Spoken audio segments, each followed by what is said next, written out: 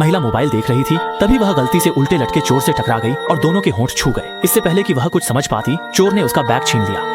गुस्से में महिला ने तुरंत मास्क उतारा, लेकिन उसकी यह हरकत चोर को और भड़का गई। चोर ने महिला को कसकर पकड़ा और जबरदस्ती एक और जोरदार किस कर डाली, फिर शान से भाग गया, जबकि महिला हैरान परेशान वहीं खड़ी रह गई। इसी समय उसका बॉयफ्रेंड वहां आ गया। उसने अपनी गर्लफ्रेंड की लिपस्टिक फैली हुई दिखी तो तुरंत मान लिया कि उसका किसी और के साथ अफेयर है। महिला के कुछ समझाने से पहले ही उसने वहीं पर उसे ब्रेकअप कर लिया। इसी दौरान चोर ने उसका बैग नीचे फेंक दिया। जब उसने खोला तो देखा कि अंदर की सारी चीजें गायब थीं।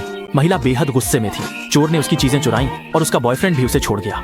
उसने बदला लेने का फैसला किया। उसने चोर को धमकाया और पुलिस को सूचना देने की बात कही, लेकिन चोर ने उसका मोबाइल छीनकर फेंक दिया। उसके पास कुछ नहीं बचा तो वह रोने लगी और उस आदमी से सवाल किया कि उसने ऐसा क्यों किया। वे इसी महीने शादी करने वाले थे।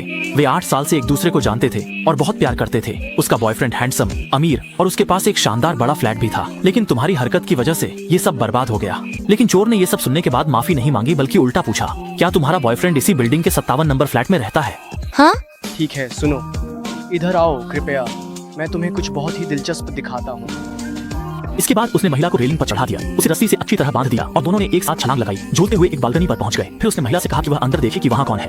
महिला ने शीशे पर झुककर ध्यान से देखा तो हैरान रह गई। वह उसका बॉयफ्रेंड था, जो एक काली लड़की को गले लगाकर उसके साथ रोमांस कर रहा था। वह बेहद दुखी हो गई और तुरंत अंदर जाकर अपने बॉयफ्रेंड से सवाल करने के लिए दौड़ पड़ी, लेकिन उस आदमी ने उसे जोर से पकड़ लिया और कहा कि उसके पास बदला लेने का तरीका है। जैसे ही कमरे के अंदर के दोनों लोग चले गए, वह आदमी शान से कमरे में घुस गया और कुछ निकाल कर खाने लगा। महिला ने हैरानी से पूछा, उसका मतलब क्या है?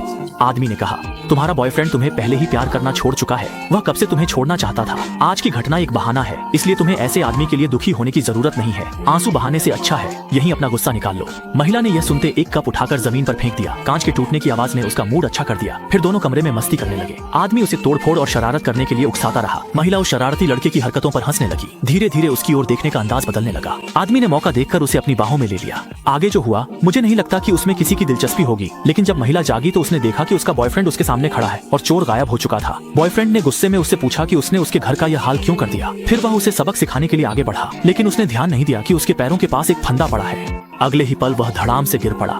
असल में चोर गया नहीं था, बल्कि उसने एक जाल बिछा दिया था। इसी दौरान पुलिस भी अंदर आ गई। आदमी ने जल्दी से पुलिस से कहा कि इस चोर को पकड़ लो, लेकिन चोर ने मौके पर ही पलटवार किया और कहा कि असली चोर तो यही आदमी है। इस महिला की चीजें इसी ने चुराई हैं और अभी भी उसके घर में छुपा कर रखी हैं। पुलिस यकीन नहीं कर रही थी और उसने सबूत पेश करने को कहा। तब उसने सोफा उठाया जिसके अंदर महिला की चीजें थीं, जिन्हें उसने छुपा रखा था। आदमी सफाई देने की कोशिश करने लगा। पुलिस ने सबूत देखकर उसे गिरफ्तार कर लिया। आखिरकार चोरी के आरोप में आदमी जेल चला गया। महिला तथा चोर ने उसकी फ्लैट की संपत्ति विरासत में पाई। बेशर्म होकर अपनी जिंदगी बिताने लगे।